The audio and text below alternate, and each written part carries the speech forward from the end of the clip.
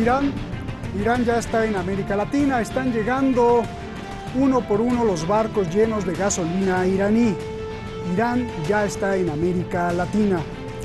Lleva gasolina iraní para paliar la crisis en Venezuela. Aviones de guerra y misiles venezolanos en alerta por si Donald Trump se le hubiera antojado robarse esos barcos. Las autoridades venezolanas e iraníes celebran. Hoy Venezuela ya tiene en sus manos casi 50 millones de dólares de gasolina. Venezuela importa así gasolina desde el otro lado del mundo e Irán se convierte así en exportador de gasolina. ¿Cuál es el significado de todo esto? Vayamos al análisis. Soy Roberto de la Madrid y precisamente desde aquí, desde donde esos barcos fueron cargados con la preciada gasolina, desde Irán, detrás de la razón.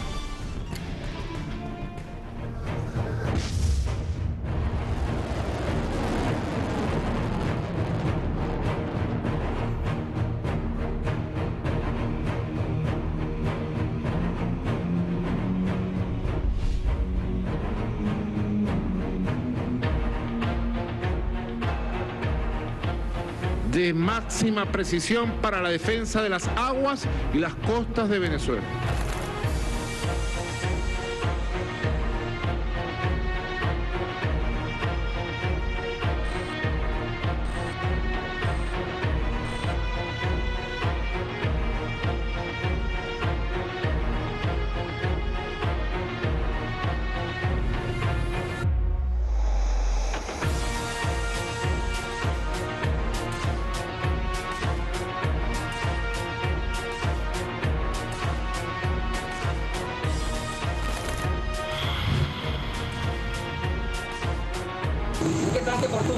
Buenas tardes, este es el patrullero oceánico Tijuana de la Armada de Venezuela.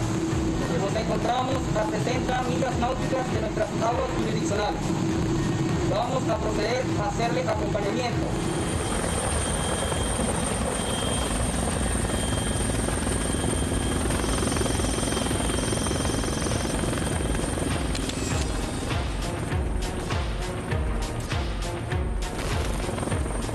Son 1,5 millones de barriles de gasolina y derivados de Irán.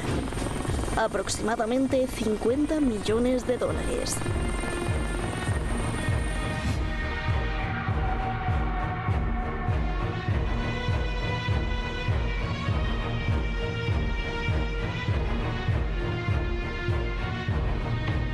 La televisión estatal de Venezuela, VTV, reproduce incluso el himno nacional de Irán.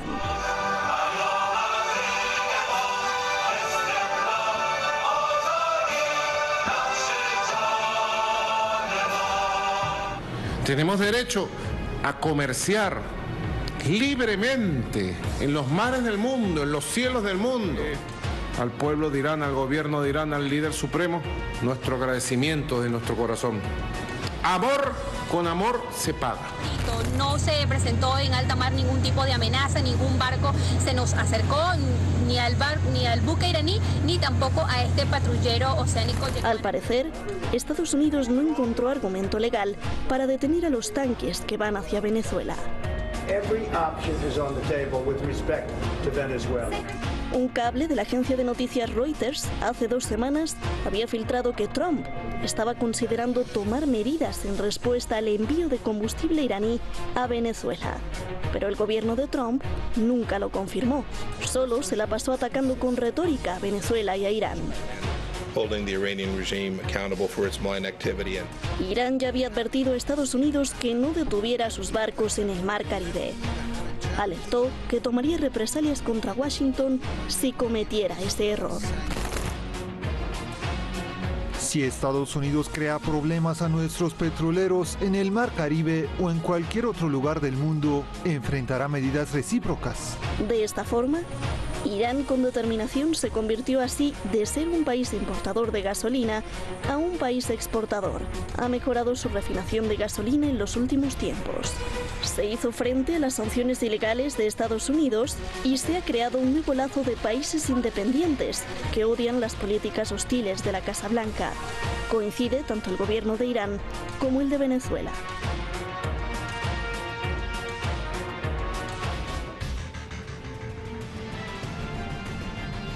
Muchísimas gracias al equipo de Detrás de la Razón, muchísimas gracias a usted por estar con nosotros, caray. En la semana pasada nos bajaron 3 programas, pero gracias, esto demuestra que la unión hace la fuerza. Protestamos, yo apelé y ustedes con su apoyo, pues YouTube nos regresó los programas. Muchísimas gracias. Y gracias también, como decía, al equipo Detrás de la Razón. Tengo un mensaje, se le ha invitado al periodista venezolano Mario Silva, ultradefensor del chavismo y del presidente Maduro. Se le ha invitado a este programa varias veces, aquí a Detrás de la Razón. Yo mismo lo he invitado, la última vez hace unos días, el propio director general de Hispan TV invitó a Mario Silva, pero pues no ha querido estar en un debate. Se me hace un poco extraño, sería indispensable y muy enriquecedor, pero bueno, lástima. Quienes sí están aquí son los maestros. Layos Asdí, usted lo conoce muy bien, analista político allá en Puerto Rico. Layos, es un placer. Luis Torres, gracias. Periodista en Madrid, un gran analista que sabe prácticamente todo lo que pasa a nivel sociológico, económico y político en el mundo. A ellos sí no les da miedo. Ayúdenme, por favor, a los dos. Hay muchas preguntas y muy poco tiempo. Luis, comienzo contigo. ¿Por qué Estados Unidos no detuvo los barcos iraníes? ¿Tuvieron miedo? O más bien, ¿qué argumentos tenía Estados Unidos para detener a los barcos iraníes? Por favor, Luis. Muy buenas, Roberto. Un placer estar aquí, como siempre, y empezar con esta pregunta que es realmente fantástica. ¿Por qué Estados Unidos no ha hecho nada? Estados Unidos no ha hecho nada precisamente por miedo.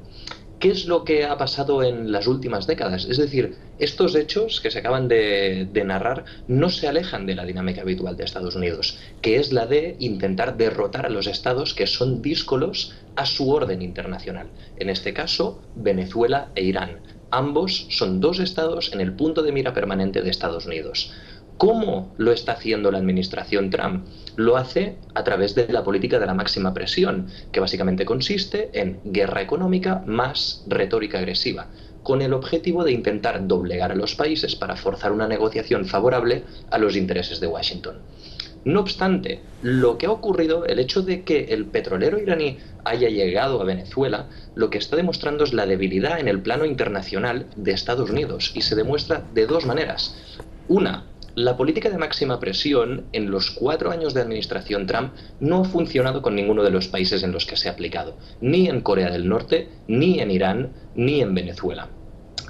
Por otro lado, ¿cómo ha impuesto en décadas recientes Estados Unidos su orden a los estados díscolos a sus intereses? Normalmente a través de la fuerza militar. Tenemos los casos de Afganistán, de Irak, de Libia, de Siria.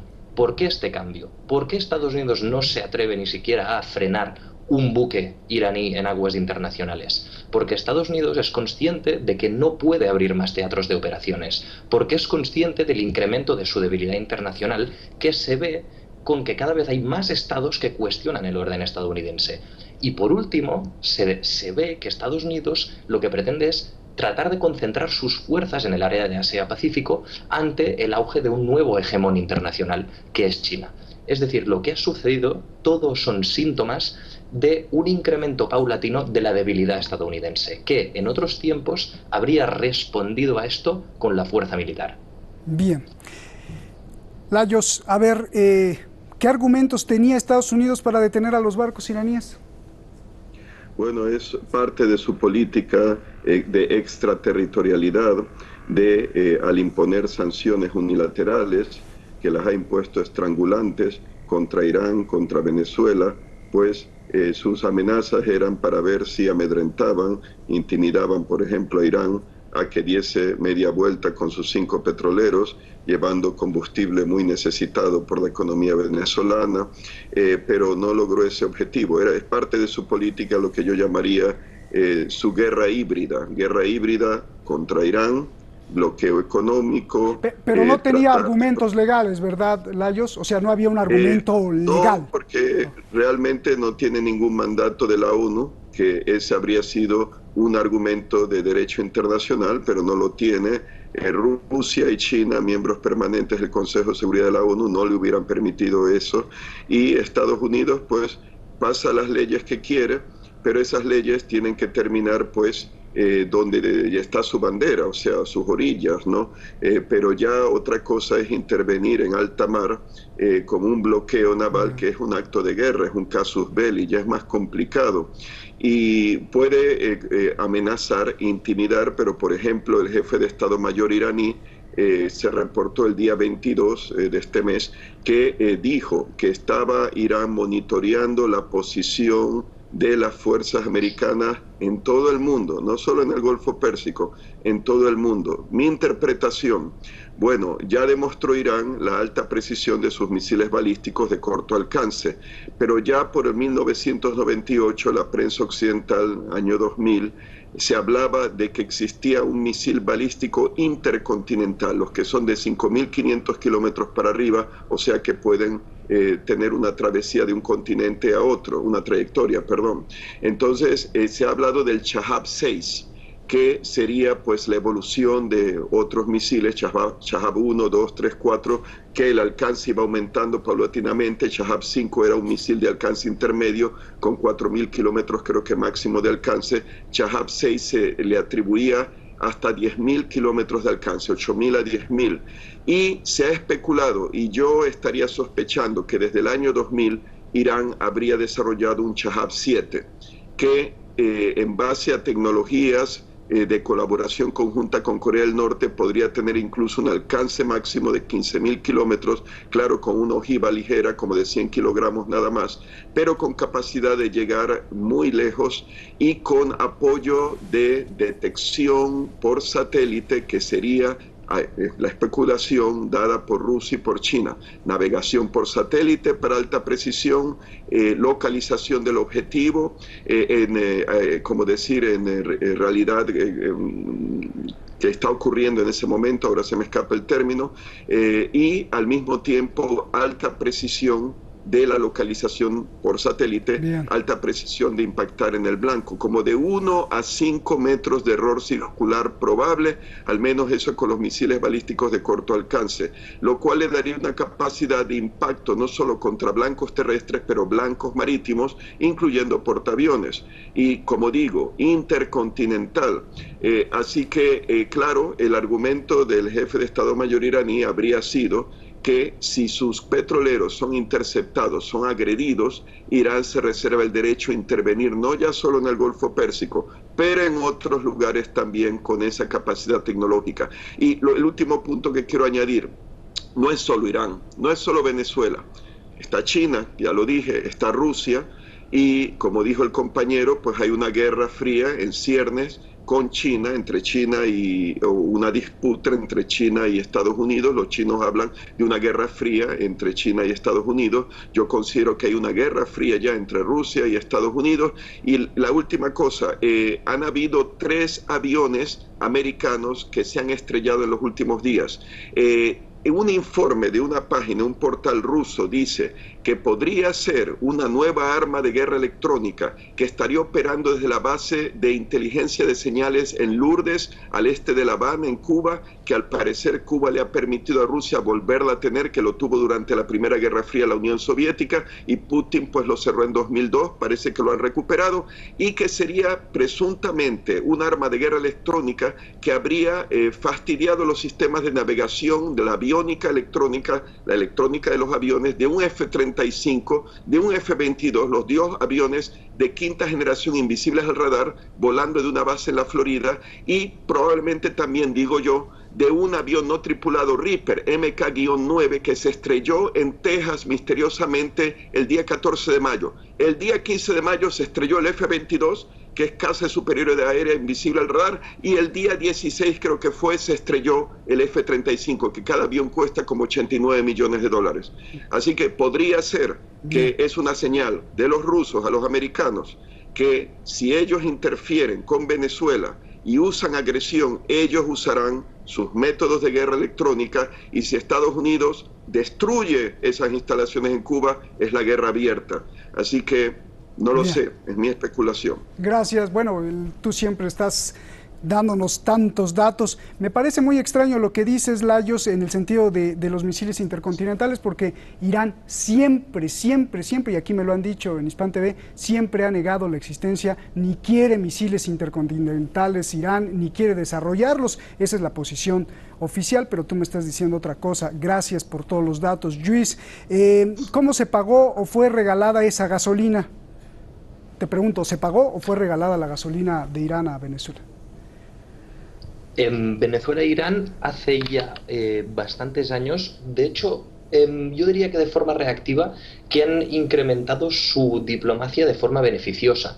Es decir, ha aumentado el comercio internacional entre ellos, ha aumentado también los regalos entre ellos, muchas veces.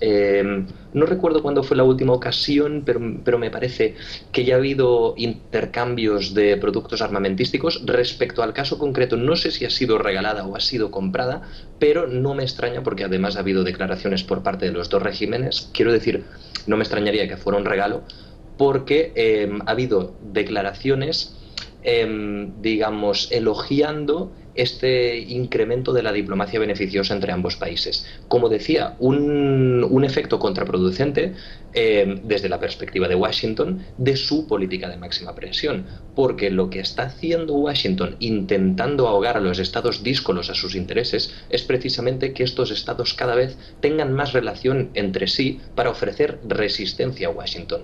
Y no solo más relación entre sí, como es el caso de Venezuela y de Irán, sino más relación con aquellas grandes potencias internacionales que representan una oposición a Estados Unidos. En este caso, obviamente, hablamos de Rusia y hablamos de China. Lo que vengo a decir con esto es que Estados Unidos, intentando mantener su orden internacional a través del ahogo, del intento de ahogo de aquellos estados que son díscolos a este orden, lo que está haciendo precisamente es cada vez más acercar a estos estados a las grandes potencias que representan la competencia de Estados Unidos por implementar su propio orden internacional.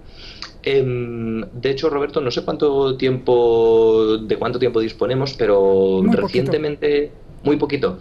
Bueno, muy rápido, por si la gente que nos ve lo quiere buscar, recientemente se han publicado muchos artículos sobre una cosa que se llama la teoría del ciclo de poder, que analiza cómo a lo largo de la historia las grandes potencias pues siguen un mismo ciclo, ¿no? Digamos, un ciclo de auge y decadencia, que normalmente se solapa con el auge de la gran potencia que sustituirá a la que estaba dominando hasta el momento.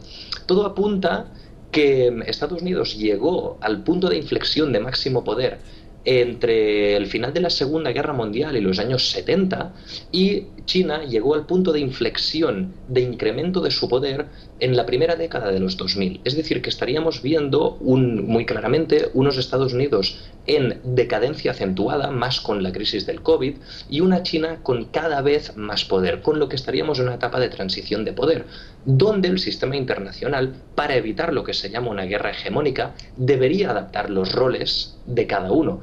Pero lo que sucede en estos casos es que entramos en una zona de riesgo de confrontación. Cuando la gran potencia dominante se ve en decadencia, aumenta su agresividad internacional, que es lo que estamos viendo que hace Estados Unidos a nivel de política exterior. Aunque esta agresividad no se traslada al plano militar precisamente porque cada vez está la potencia más débil. Mientras que el rol de China en el espacio internacional cada vez es más acentuado, sobre todo en el plano económico y diplomático. Bien. Layos, a ver, ¿por qué Irán con 40 años de sanciones económicas y de tecnología, porque sancionaron también la tecnología a Irán, no le permitían transferir nada, las sanciones más fuertes en la historia para un país contra Irán, pues ¿por qué pudo independizar su ciencia para tener sus propias refinerías para producir gasolina, pero Venezuela no? Bueno, el caso de Irán se puede decir que porque está, me imagino, más cerca de aliados como Rusia y de la China, tiene esa flexibilidad de poder contar pues con su proximidad, y no solamente ya para cuestiones de recibir ayuda, conocimiento, pero también actividades comerciales en el mismo vecindario. Se ha estado hablando de que, bueno, tiene pues sus relaciones comerciales aún con las sanciones con la India, que le sigue comprando petróleo. Se decía que había dejado de comprarle, después que le compra, lo mismo la China. En cambio, Venezuela está más apartada, está más aislada y claro, más si recibe un vacío por parte de sus vecinos, el llamado Grupo de Lima. Eso dificulta realmente su capacidad, digamos que, de adaptación en estas circunstancias de un bloqueo. También podría ser, ¿por qué no? A tu pregunta, capacidades técnicas, etcétera. Bueno, podría ser también la política, aparte ya de las sanciones de Estados Unidos, bloqueos económicos, que eso impide, por ejemplo, adquirir o tener acceso a créditos internacionales, el bloqueo económico que impide acudir a sus reservas de oro. Creo que los británicos, entre otros, los suizos también le han impedido tener acceso a sus reservas de oro, repatriar el oro venezolano. Entonces está también quizá el hecho que Estados Unidos, con su política de máxima presión, impide realmente que Venezuela pueda flexibilizar la adquisición de piezas de repuesto de acreedores internacionales que ya no le querían dar crédito. También se podría referir a otra cosa, la caída de los precios del petróleo. Eso sin duda ha afectado, eso es una cosa coyuntural. Y eso, pues, en los tiempos del presidente Hugo Chávez había buenos precios del petróleo y él, pues, era una persona muy generosa que ayudó mucho, dentro del ALBA, el CELAC, países de la cuenca del Caribe, República Dominicana, creo que hasta les perdonó parte de la deuda que ellos habían contraído adquiriendo petróleo venezolano. Y claro, eso también podría interpretarse que, a diferencia de Irán o de Rusia, que por lo general lo que vendían del petróleo, los rusos también gas natural, lo tenían en reservas, lo guardaban o lo reinvertían, pues quizá no fue lo mismo en el caso de Venezuela, por las políticas también generosas de apoyo social a su población más pobre, para ayudarles a mejorar económicamente sus condiciones de vida. Entonces, cuando vinieron las vacas flacas y se cayeron los precios del petróleo, empezaron a descender, la crisis del 2008, etcétera, y antes, pues entonces ya no tenían tantas reservas. Y era un problema también estructural, había que modernizar la infraestructura de extracción de petróleo, las refinerías, todo se fue acumulando. Y entonces, unido a las sanciones, unido pues a las políticas de Estados Unidos, ¿no?, de intentar estrangular la economía venezolana, pues se hizo mucho más difícil y claro, llegó a la situación en que se está ahora. Qué bien lo explicas, Lajos, porque la lección la deberían de aprender todos los países, ¿no?, sobre todo de América Latina. Invertir en ciencia es verdaderamente importante para ser autosuficientes e independientes. Muchísimas gracias a los dos, excelente como siempre los dos, maestros de la información. Lajos, un abrazo grande, sabes que te aprecio. Luis, igualmente, gracias, cuídense mucho. Mientras todo esto sucede, las víctimas por el coronavirus siguen aumentando. Van rumbo ya a las 6 millones de personas contagiadas en el planeta. La pandemia parece disminuir en Europa, ya hacía pasando la estafeta al continente americano. Estados Unidos fue primero y ahora América Latina. Este es un mensaje para todos los hermanos latinos, para mi país, México, por favor, que me llegan muchas cartas, bueno, más bien mensajes preocupados allá en México, y para todos los países, por favor, este es mi consejo muy humilde. 1, no entren en miedo, suceda lo que suceda, el miedo disminuye las defensas del cuerpo y eso hace que uno sea más débil y propenso a enfermarse. El miedo provoca ofensas y división entre la sociedad. No miedo, por favor, mire, se lo suplico. ¿Y cómo me va a decir usted? Oiga, eso es muy difícil. Bueno, no. Agradézcale a la vida todo lo que usted pueda. Diario, levántese, acuéstese en la comida, agradézcale a la vida, al universo, a Dios, o como usted le quiera llamar a ese gran poder, agradézcale todo lo bueno que le ha dado. Recuerde que hay mucha gente que está en este momento sufriendo miles de veces más que usted, como a la gente que le caen misiles del cielo, por ejemplo, o la hambruna en Yemen. Entonces, 1, no miedo. 2, proteja a las personas mayores y proteja a las personas que tienen cualquier enfermedad. Ellos sí son los que están en riesgo. A usted quizá no le pase nada, porque está fuerte, porque está joven, pero los que están enfermos, sí, o grandes de edad, también protéjalos, por favor. Y recuerde, nada de miedo. Póngase a bailar, aunque le cueste trabajo. Se lo digo yo, que viví aquí al principio, en uno de los países con más muertos por coronavirus. Buenas noches.